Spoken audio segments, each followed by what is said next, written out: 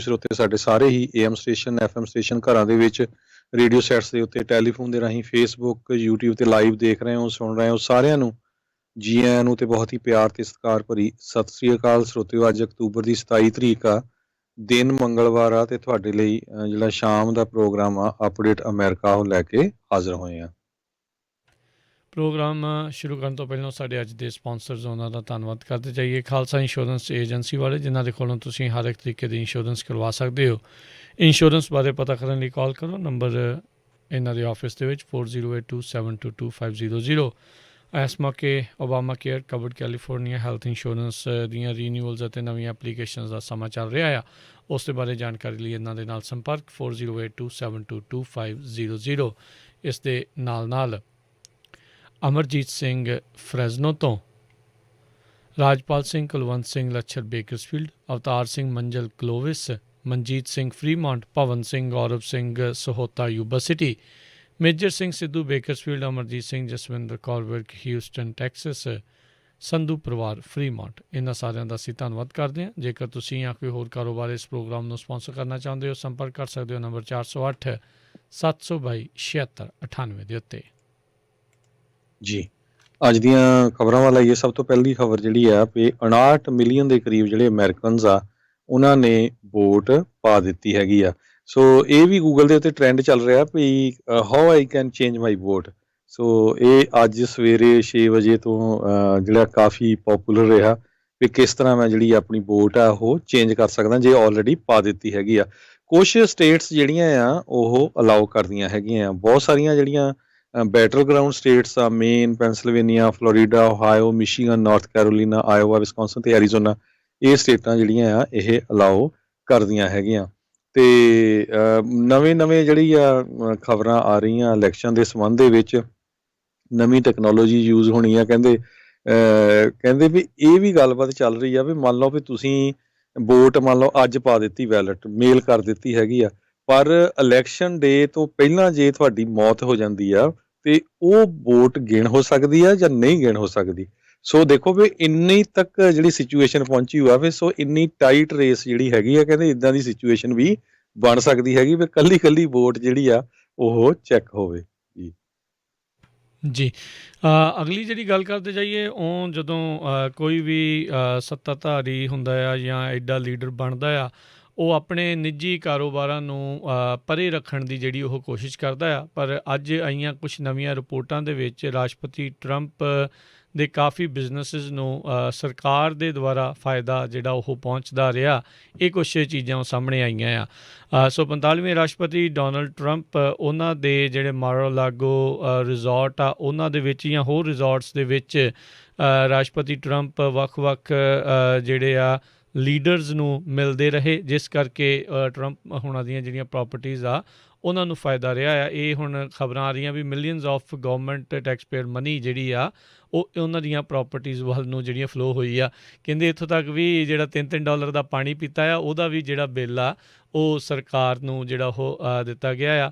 ਜਦ 2018 ਦੇ ਵਿੱਚ ਜਾਪਾਨ ਦੇ ਕਹਿੰਦੇ ਆਏ ਸੀਗੇ ਪ੍ਰਧਾਨ ਮੰਤਰੀ ਸ਼ਿੰਜ਼ੋ ਐਬੇ, ਤਾਂ ਉਦੋਂ ਉਹਨਾਂ ਨੇ ਕਿਹਾ ਸੀਗਾ ਵੀ ਉਹ ਮਾਰ-ਆ-ਲਾਗੋ ਦੇ ਵਿੱਚ ਜਿਹੜਾ ਫਲੋਰੀਡਾ 'ਚ ਉਹਨਾਂ ਦਾ ਹੈਗਾ ਆ ਵੀ ਉੱਥੇ ਮਿਲਣਾ ਚਾਹੁੰਦੇ ਨੇ, ਅਤੇ ਉਸ ਨੂੰ ਉਹਨਾਂ ਨੇ ਉਸ ਟਾਈਮ ਦੇ ਉੱਤੇ ਸਦਰਨ ਵਾਈਟ ਹਾਊਸ ਦਾ ਨਾਮ ਵੀ ਜਿਹੜਾ ਆ ਉਹ ਦਿੱਤਾ ਸੀਗਾ। ਅਤੇ ਸੋ ਕਹਿੰਦੇ ਵੀ ਉਹਦੇ ਕਰਕੇ ਜਿਹੜੇ ਉਹਨਾਂ ਨੂੰ ਟਰੰਪ ਪ੍ਰੋਪਰਟੀਜ਼ ਨੂੰ ਜਿਹੜਾ ਉਹ ਫਾਇਦਾ ਹੋਇਆ ਆ। ਸੋ ਇਹ ਕੁਛ ਨਵੀਆਂ ਰਿਪੋਰਟਾਂ ਅੱਜ ਜਿਹੜੀਆਂ ਉਹ ਸਾਹਮਣੇ ਆਈਆਂ ਹੈਗੀਆਂ। ਹੁਣ ਇਹਨਾਂ ਚੀਜ਼ਾਂ ਦਾ ਕੋਈ ਅਸਰ ਇਲੈਕਸ਼ਨਸ ਦੇ ਉੱਤੇ ਪੈਂਦਾ ਆ ਨਹੀਂ ਪੈਂਦਾ ਆ, ਇਹ ਦੇਖਣ ਵਾਲੀ ਗੱਲ ਰਹੂਗੀ। ਜਿੱਦਾਂ ਆਲਰੇਡੀ ਦੱਸ ਚੁੱਕੇ ਹਾਂ ਵੀ 60 ਮਿਲੀਅਨ ਤੋਂ ਵੱਧ ਲੋਕਾਂ ਨੇ ਆਲਰੇਡੀ ਆਪਣੀ ਵੋਟ ਦਾ ਹੱਕ ਜਿਹੜਾ ਆ ਉਹ ਇਸਤੇਮਾਲ ਕਰ ਚੁੱਕੇ ਹੋਏ ਆ। ਸੋ ਦੇਖਣ ਵਾਲੀ ਗੱਲ ਰਹੂਗੀ ਵੀ ਜਿਹੜੇ ਰਹਿ ਗਏ ਵੋਟਰਸ ਆ ਉਹਨਾਂ ਉੱਤੇ ਇਸ ਦਾ ਕੋਈ ਅਸਰ ਰਹਿੰਦਾ ਆ ਜਾਂ ਨਹੀਂ।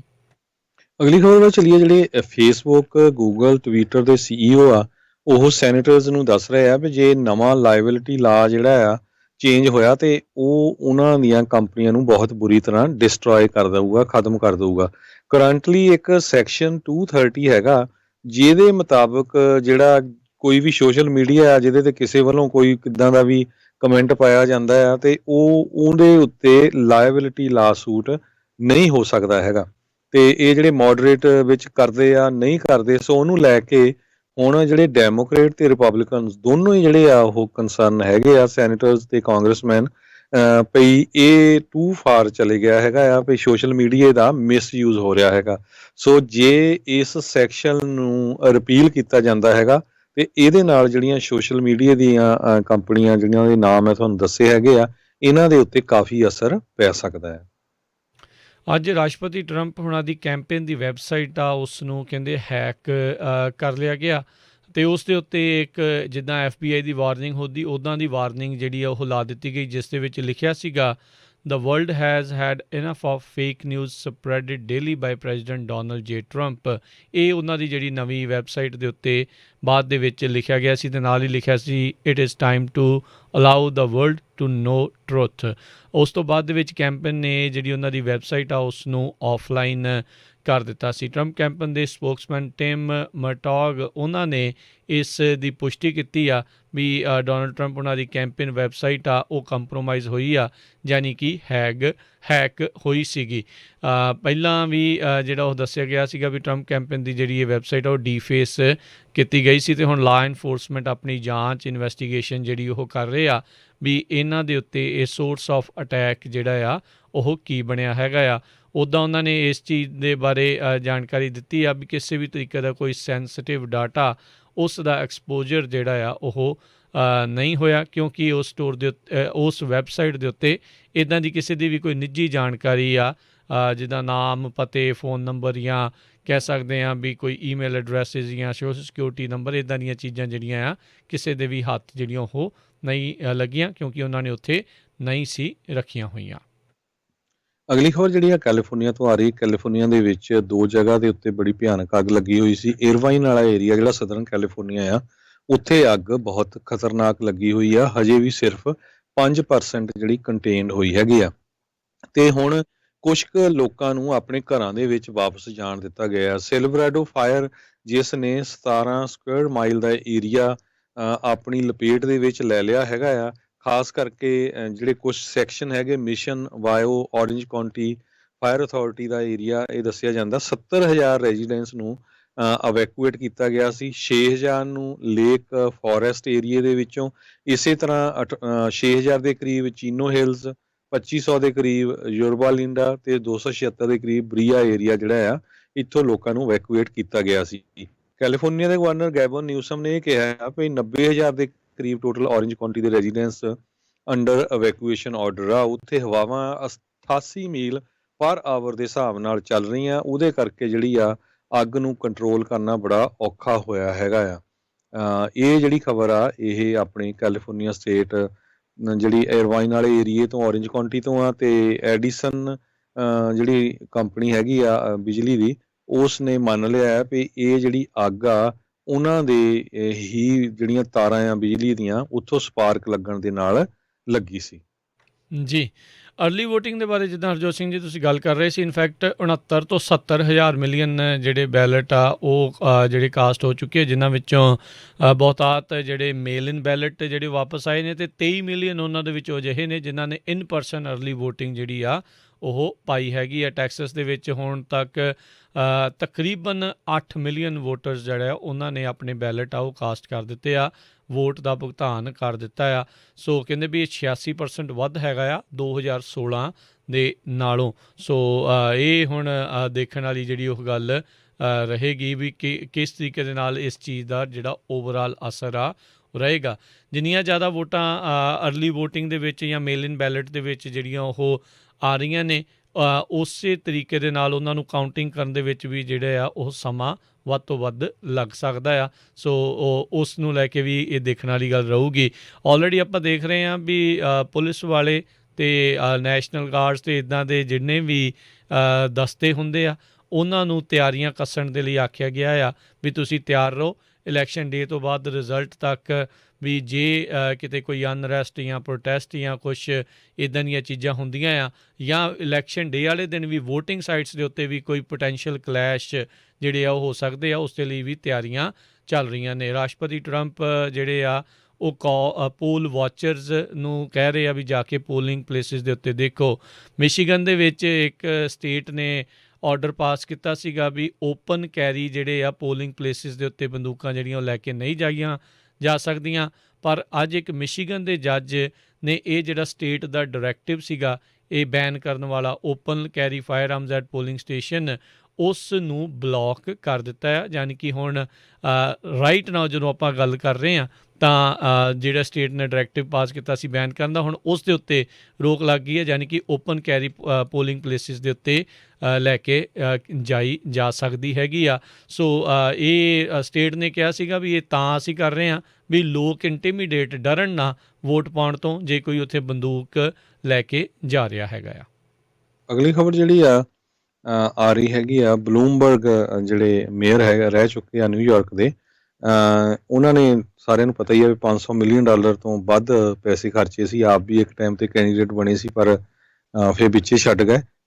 ਅੱਜ ਉਹਨਾਂ ਨੇ $100 ਮਿਲੀਅਨ ਜਿਹੜਾ ਹੈਗਾ ਆ ਜੋ ਬਾਈਡਨ ਦੇ ਲਈ ਹੋਰ ਦੇਣ ਦਾ ਵਾਅਦਾ ਕੀਤਾ ਆ। ਉਹ ਕਹਿੰਦੇ ਵੀ ਐਡਵਰਟਾਈਜ਼ਮੈਂਟ ਦੇ ਲਈ $100 ਮਿਲੀਅਨ ਖਰਚਿਆ ਜਾਊਗਾ ਟੈਕਸਸ ਤੇ ਓਹਾਇਓ ਸਟੇਟ ਦੇ ਵਿੱਚ।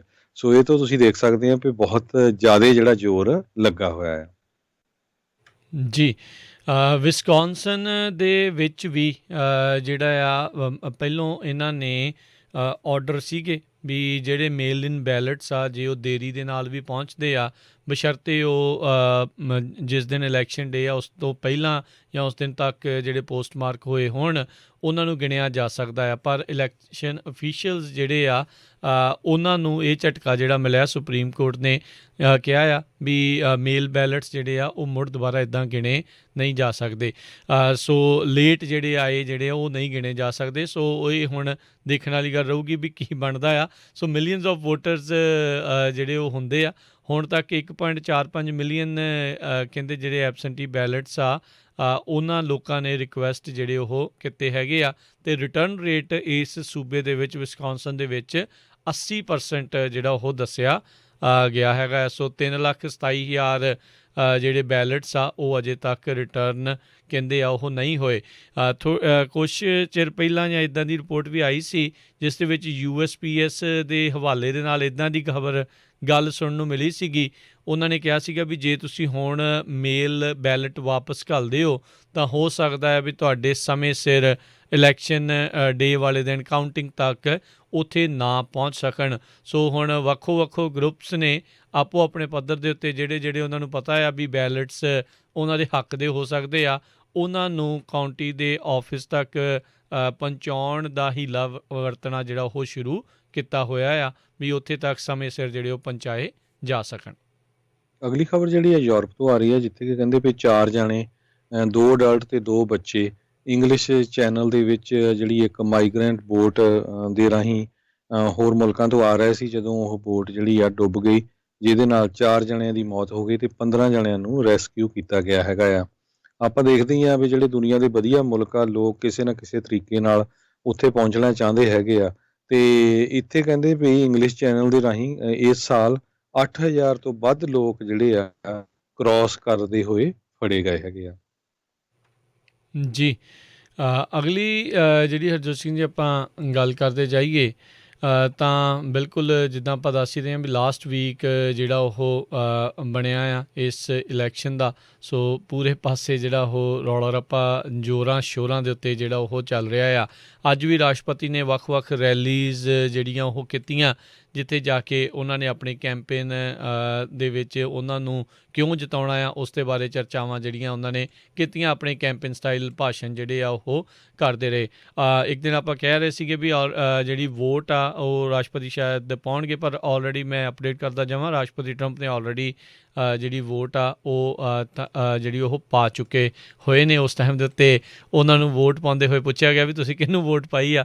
ਉਹਨਾਂ ਨੇ ਕਿਹਾ ਦਾ ਗਾਏ ਨੇਮਡ ਟਰੰਪ ਵੀ ਉਸ ਬੰਦੇ ਨੂੰ ਮੈਂ ਜਿਹੜੀ ਆ ਉਹ ਵੋਟ ਪਾ ਕੇ ਆਇਆ ਆ। ਸੋ ਇੱਕ ਕੱਲ੍ਹ ਦੀ ਤਸਵੀਰ ਵੀ ਇੱਕ ਬੜੀ ਮਸ਼ਹੂਰ ਹੋ ਰਹੀ ਆ ਵਾਇਰਲ ਹੋਈ ਆ। ਰਾਸ਼ਟਰਪਤੀ ਟਰੰਪ ਮਲੀਨੀਆ ਟਰੰਪ ਜਦੋਂ ਵੋਟ ਪਾ ਰਹੀ ਆ ਉੱਤੋਂ ਦੀ ਬੈਰੀਅਰ ਥਾਣੀ ਦੇਖਣ ਦੀ ਕੋਸ਼ਿਸ਼ ਕਰ ਰਹੇ ਆ ਵੀ ਉਹ ਵੋਟ ਕਿੱਧਰਲੇ ਪਾਸੇ ਜਿਹੜੀ ਉਹ ਪਾਈ ਆ ਅਤੇ ਲੋਕ ਆਪੋ ਆਪਣੇ ਕੈਪਸ਼ਨ ਆਪੋ ਆਪਣੇ ਚਟਕਾਰੇ ਜਿਹੜੇ ਉਸ ਤਸਵੀਰ ਦੇ ਥੱਲੇ ਆਪਣੇ ਕਮੈਂਟ ਲਿਖ ਕੇ ਉਹ ਲੈ ਰਹੇ ਨੇ।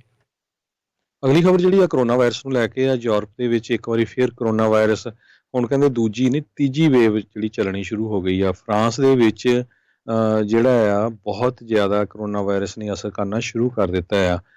ਕਹਿੰਦੇ ਵੀ ਇੱਕ ਦਿਨ ਦੇ ਵਿੱਚ ਉੱਥੇ 523 ਮੌਤਾਂ ਹੋਈਆਂ 24 ਘੰਟਿਆਂ ਦੇ ਵਿੱਚ।